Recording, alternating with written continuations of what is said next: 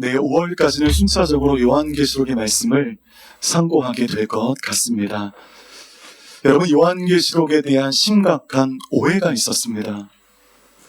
우리는 이 책을 오랜 시간 동안 일어나지 않은 일들을 미리 보여주는 신비한 책으로 인식해왔습니다. 그래서 우리의 정서로는 잘 해석되지 않는 한 단어, 한 구절에 집착하여 이 책을 풀고자 하는 경쟁이 있게 되었고, 이런 자의적인 해석으로 요한계시록이 매우 오염되는 와중에 많은 이단들이 양산되기도 했습니다. 요한계시록은 신비로운 예언의 책이 아닙니다. 미래를 보여주는 그런 책도 아닙니다. 장차 오실 예수 그리스도를 소망하며 어린 양을 따르는 사람들의 이야기가 쓰여져 있는 장엄한 은혜의 기록인 것입니다. 그래서 요한계시록은 어린 양을 따르는 사람들의 상징으로 소아시아 7교회를 소개하며 그들이 어떻게 어린 양을 따랐는지, 어린 양을 따르며 그들이 어떤 대가집을 했는지를 우리에게 보여주고 있습니다. 즉, 소아시아 7교회는 어린 양을 따른 성도들의 7가지 신앙의 군상들을 우리에게 보여주고 있습니다.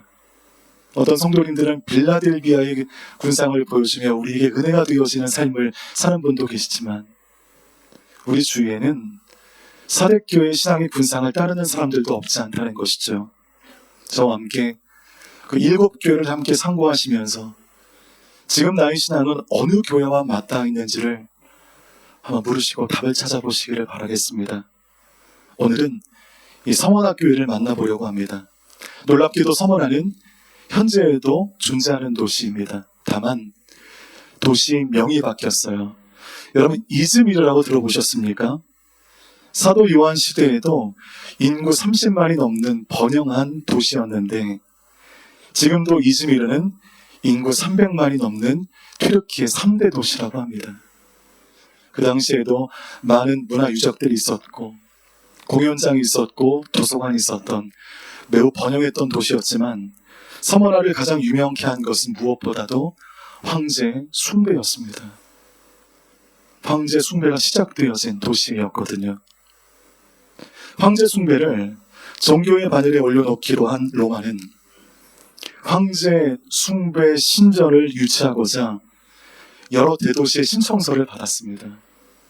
그랬더니 소아시아 대도시 중에 15개의 대도시가 앞다투어 우리가 숭배 신전을 건립하겠다고 유치 신청서를 냈습니다.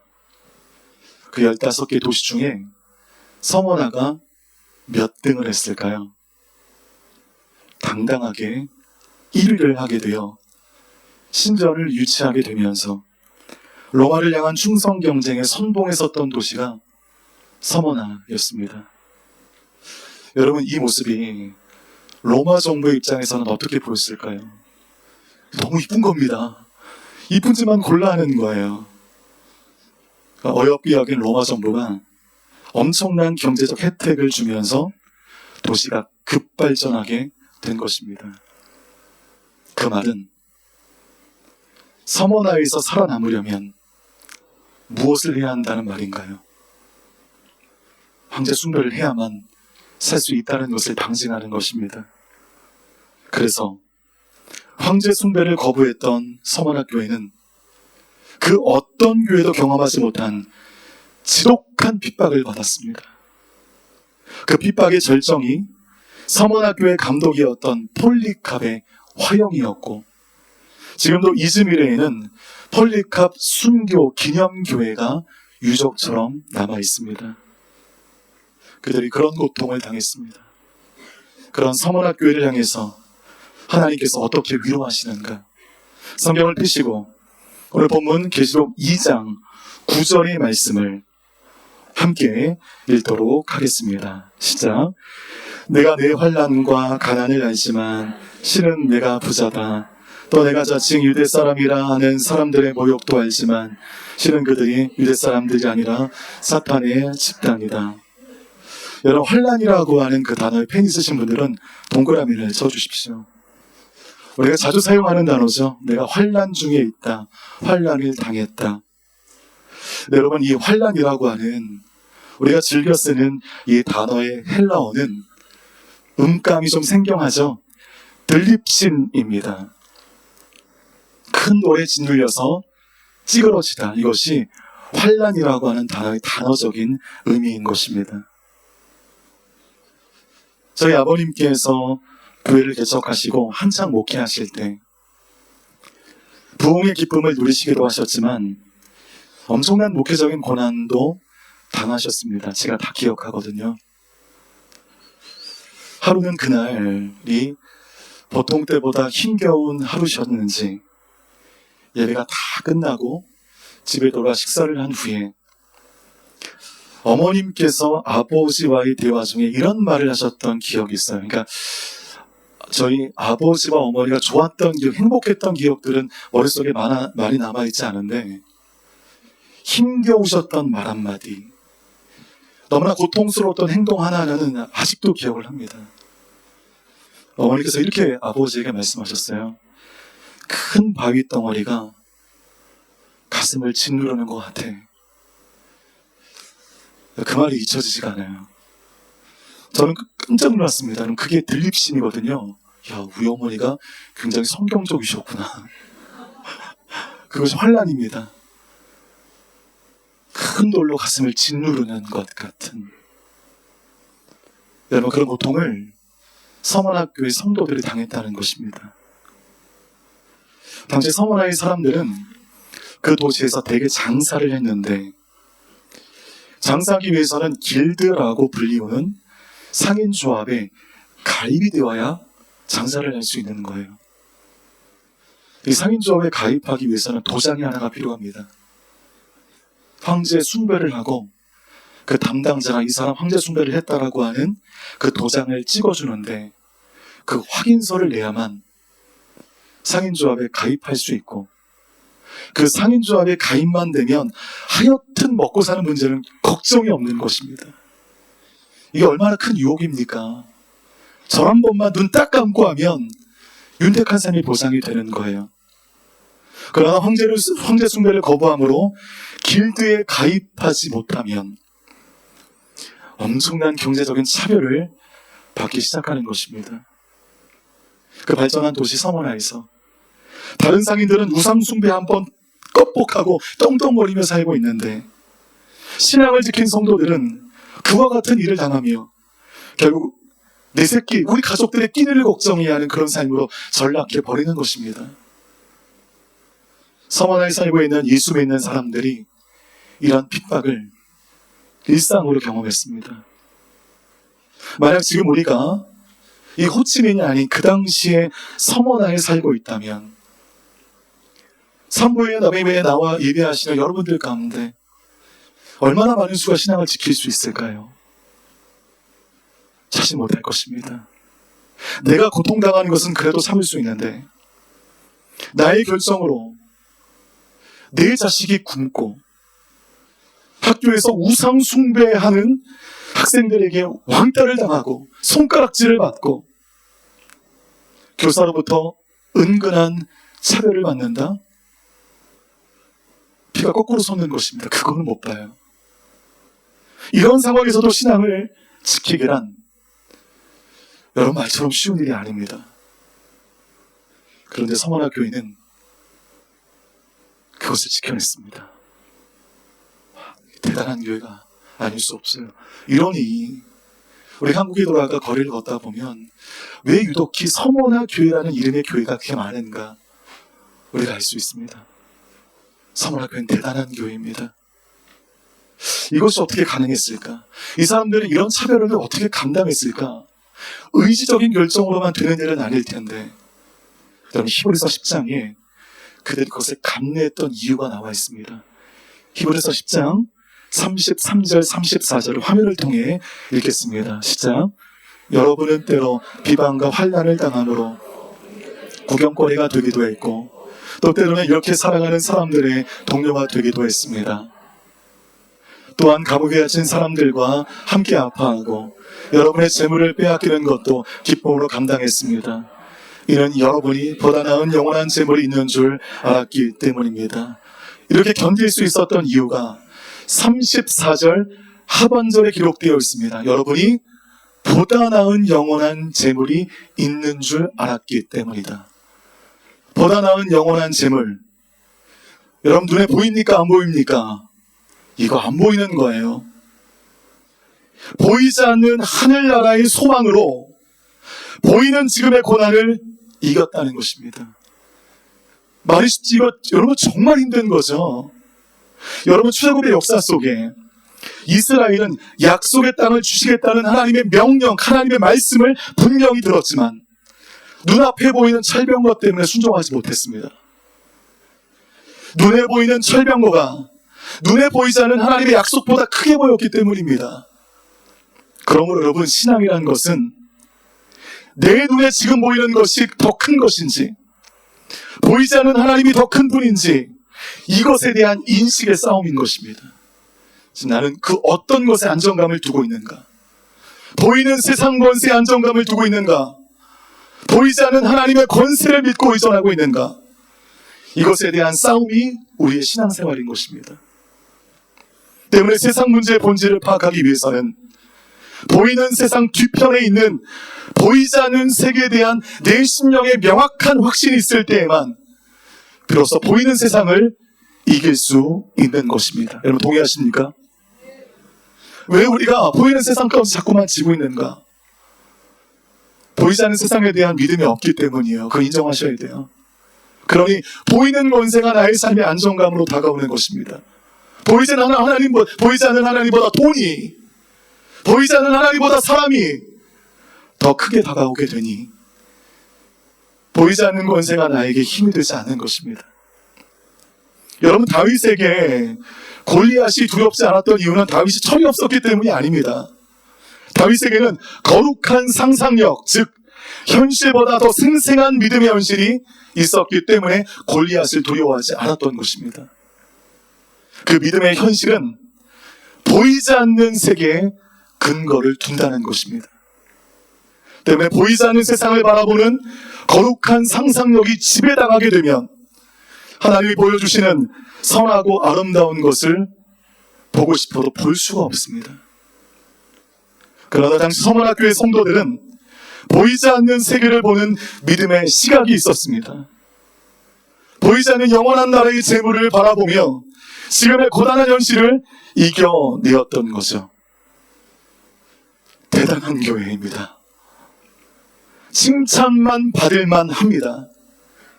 저는 이와 같은 서문학교의 믿음의 군상들이 여러분의 삶 가운데 나타나는 축복이 있게 되기를 주님의 이름으로 축복합니다. 그래서 9절 말씀에서 네 환난을, 네 가난을 내가 무엇 한다고요? 내가 한다 라고 말씀하시는 것입니다. 그러나 실상 너희들이 부자다, 너희들이 고생하는 건 내가 다 안다, 이렇게 위로하시는 것입니다. 하나님이 아신다는데 하나님이 아시면 다 되는 거 아닌가요? 2018년에 제가 서민고 온누리교회 유셉 청년부를 담당할 때 유셉 청년부는 특별하게도 토요 예배 공동체였습니다. 토요일날 저는 주일처럼 사역을 했고 주일날은 출근하지 않고 아울렛이 다니는 그런 특수한 청년 사역을 감당했죠. 아버님은 저에게 늘 그렇게 격려하셨습니다. 너 이단이다. 어떻게 주일날 출근을 안 하냐? 너 온누리교회 맞냐? 이단 온누리교회 아니냐? 제가 주일날마다 아울렛을 다니면서 좀 편하게 지낼 즈음에 2018년 1월에 담임 목사님의 특명이 떨어지는 거예요. 그 이주연 목사님 산마루교회 들어보셨죠? 그 교회 주일마다 출근을 해서 그 교회 청년부를 개척하라는, 정말 하늘이 무너지는 그런 명을 받은 것입니다. 그래서 저는 토요일날 유셉 청년부에 출근해서 사역을 하고 주일날 쉬면서 아울렛이 가야 되는데 주일날은 산마루교회에서 출근해서 청년부를 세팅을 하고 1년 반을 그렇게 살았습니다. 교회에 섭섭하고 담임 목사님이 원망스럽고 내가 지금 뭐 하는 건가? 내가 오늘 교회 일원이 되려고 하지 내가 선마루 교회 왜 출근하나? 예, 매일매일 출근길이 지옥길이었습니다. 하루는 서빙고 온누리 이 로비에서 무슨 일로 이제 여기저기 뛰어다니는데 마침 외부에서 외부 활동을 끝내고 들어오시는 담임 목사님을 멀리서 뵌 겁니다. 제가 이제 넙죽 인사드렸죠. 그랬더니 담임 목사님께서 저에게 다가오시는 거예요. 이런 은혜가 어디 있겠습니까? 나에게 다가오신다니? 그래서 다가오셔서 전 잊을 수가 없네요. 어깨를 툭툭 치시더니 사마루 교회 고생하고 있지? 고생하는 건 내가 다 알고 있어. 그리고 이제 돌아가시는 건데 내가 다 알고 있어. 그 한마디에 교회에 대한 원망과 목사님에 대한 섭섭함, 이 모든 것들이 그냥 눈 녹듯 다 사라져 버리는 거예요. 권위자가 하신다는데 그거면 되지 않겠습니까? 그 다음 날부터 출근길이 저는 행복이었습니다. 권위자가 날 아신다는데, 나의 고생을 하신다는데, 너희들이 나를 위해 환난을 당하고 가난해진 거 내가 다 알고 있어. 하나님이 서문학교의 그 고난을 다 알고 계셨습니다. 여러분, 성경을 펴시고 오늘 2장 10절의 말씀을 한 번 더 읽도록 하겠습니다. 시작. 너는 고난당할 것을 두려워하지 마라. 보라, 마귀가 너희 가운데 몇몇을 감옥에 집어넣을 텐데 너희가 10일 동안 핍박을 받을 것이다. 너는 죽도록 충성하여라. 그러면 내가 생명의 면류관을 네게 줄 것이다. 오늘 이 말씀을 근거로 조금만 상상력을 발휘하여 이야기를 전개해 보면, 당시 서문학 교인들이 이런 핍박을 늘상 당했기 때문에 지금 우리처럼 함께 모여서 예배할 수가 없어서 당시를 기록한 역사서를 보면 서문학 교회는 점조직 형태로 예배를 드렸습니다.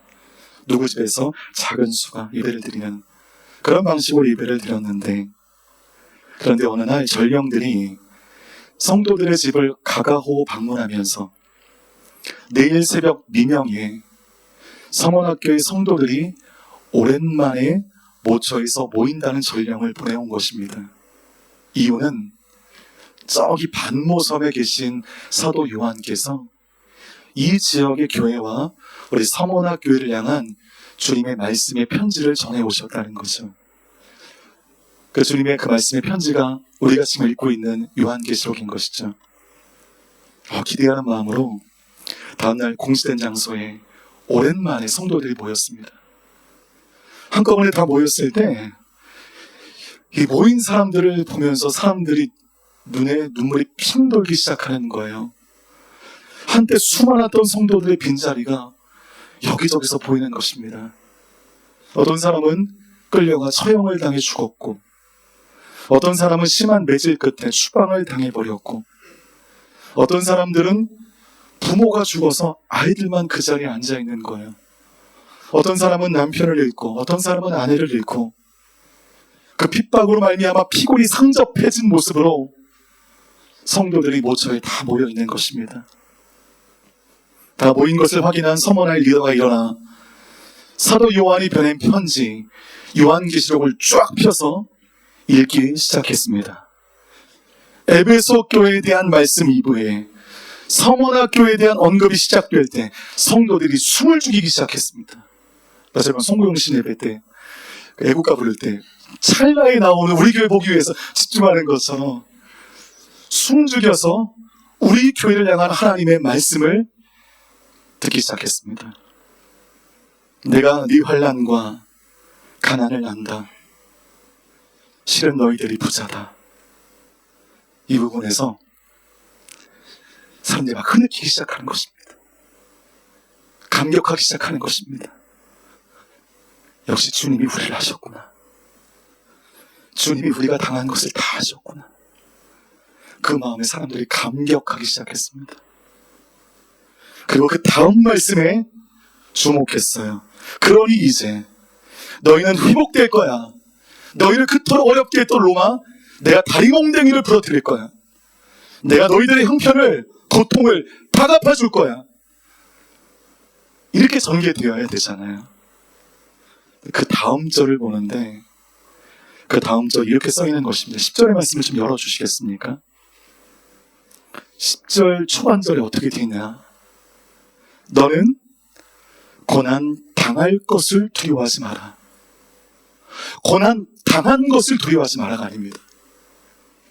고난 당할 것을 두려워하지 마라. 이게 무슨 의미인가요? 이제 시작이다. 이제 끝이 아니다. 더 심각한 고난이 다가올 거다. 이제 시작이다. 여러분, 이 말씀을 들은 서문학교의 성도들의 마음이 어떻겠습니까? 여러분이라면 어떻게 하시겠어요? 제가 그 자리에 앉아 있었다면 전 너무 섭섭하고 격분했을 것 같아요. 아니, 하나님 우리한테 어떻게 이러실 수가 있나? 아니, 이 정도로 고생했으면 이제는 좀 편하게 두셔야지. 아니 우리보다 고난을 어떻게 당하라는 건가? 이게 무슨 말인가? 웅성웅성대기 시작했습니다. 어떤 사람은 소리를 지르기 시작했습니다. 이게 무슨 말이냐? 이제부터 시작이라니. 우리 다 죽으란 말이냐? 그대로 여기서 이 시련의 영적인 의미를 우리가 좀 깨달을 필요가 있는데, 서문학교는 장시간 핍박과 비방을 겪었기 때문에 완전히 지쳐버렸고 두려움에 휩싸여 있었습니다. 여러분, 믿음 없다 할 수 없어요. 누구라도 그럴 겁니다. 바로 이때 주님께서는 어줍지 않은 위로를 주시는 것이 아니라 새로운 전투를 향한 정신무장을 강조하시는 거예요. 이 오치민 땅을 사랑하는 여러분들에게 하나님은 어줍지 않은 위로의 핑크빛 2025년을 여러분에게 열어주신 것이 아니라 이 땅이 얼마나 어려운 땅인지, 얼마나 힘겨운 땅인지, 그렇기 때문에 정신무장을 해야 될 것을 오늘 우리에게 말씀하시는 것입니다. 여러분, 정신무장 하셔야 됩니다. 한순간에 우리 영혼을 한순간에 무너뜨릴 수 있는, 여러분은 보이지 않는 가득 찬 호치민 땅에 여러분이 승리하길 원하신다면 어줍지 않은 위로로 잠깐의 희망을 얻고자 하지 마십시오. 정신무장하셔야 됩니다. 그것을 서문학교에 모인 성도들에게 하나님이 말씀하시는 것입니다. 여러분, 튀르키에 그 갑바도기아라고 하는 유명한 휴양지가 있죠. 저는 못 가봤는데 기구를 타고 이렇게 올라가는 그런 휴양지에 사람들에게 많이 알려지지 않은 충격적인 유적이 있다는 거 아십니까? 데린쿠유라고 하는 유적지가 있는데 계속된 핍박과 박해로 땅에서는 도저히 신앙생활을 할 수 없었기 때문에 그런 데린쿠유라고 하는 지하도시를 만들어 그 밑에 내려가 신앙을 지켰습니다. 그리고 그곳에서 평생을 살았습니다. 갑바도기아에 가실 분들은 기구만 타지 마시고 이 데린쿠유 한번 방문해 보십시오. 그 당시 성도들의 믿음의 야성이 얼마였는지를 볼 수 있는 유적입니다. 유네스코 자연문화상에 등재가 되었습니다. 지상으로부터 60m까지 지하동굴을 팠고 그 안에 가장 많은 인구가 살 때는 약 2만 명이 살았다고 합니다. 그 데린쿠유가 여러분 로마 시대에 무엇과도 같은 거죠? 카타콤과도 같은 것입니다. 바로 이 데린쿠유의 신앙의 정신을 누가 공급했는가? 서문학교와 그 지역의 성도들이 공급했습니다. 그 작은 교회가 거함 로마에 맞서 신앙으로 싸우고 있다는 소식에 수많은 지역의 크리스찬들이 용기를 얻게 되었고 그 신앙의 정신이 갑바도기아까지 흘러가 소아시아판 카타콤인 데린쿠유가 만들어지게 된 것입니다. 서문학교는 작은 교회였지만 성도들의 살아있는 신앙이 이 정도였습니다. 땅에서 신앙생활 못하게? 땅에서 안 살아. 땅 밑으로 파고 들어가면 되지. 지하동굴을 파고 밑으로 내려가면서까지 그들은 세상과 타협하지 않는 소아시아 성도들의 믿음은 역사상 가장 놀라운 믿음으로 우리의 입술에 회자되고 있습니다. 정말 그들이야말로 어린 양을 따르는 성도들이었습니다. 하나님의 사람을 고난 속에 열매시켜 주시는 것이 아니라 고난 속에 버텨낼 힘과 용기를 주시며 우리를 세상이 감당치 못할 하나님의 사람으로 조금씩 성장시켜 가시는 것이 우리 인생을 향한 하나님의 다루심인 줄 믿습니다. 그래서 여러분, 하나님께서는 우리에게 인생의 핑크빛 그림을 그려주는 분이 아니라 고난당에 여기까지 잘 버텼다, 수고 많았다, 내가 너를 안다. 그런데 이보다 더한 고난이 다가올 수 있다. 그러나 그 고난 중에 널 홀로 있게는 하지 않겠다. 내가 너와 함께 할 것이다. 내 능력이 고갈되어 버린 그 지점부터 하나님은 더욱 특별한 임재의 축복을 우리에게 부어주시는 줄 믿습니다.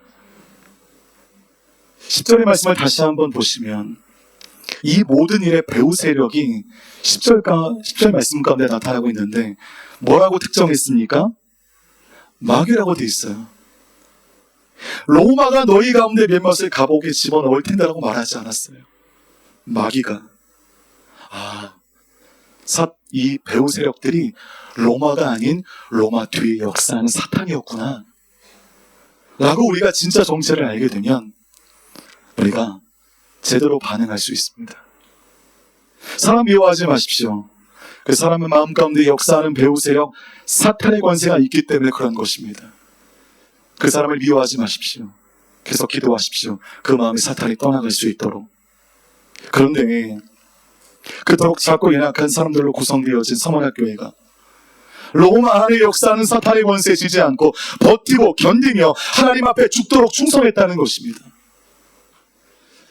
대단한 교회가 아닐 수 없어요. 서울시아 지역의 교회들 중에 황제 숭배 사상이 무너지지 않는 영적 교두보의 역할을 감당한 교회가 오늘 우리가 만나는 서머나 교회였습니다. 그래서 저는 서머나 교회 하면 떠오르는 역사의 한 장면이 늘 있어요.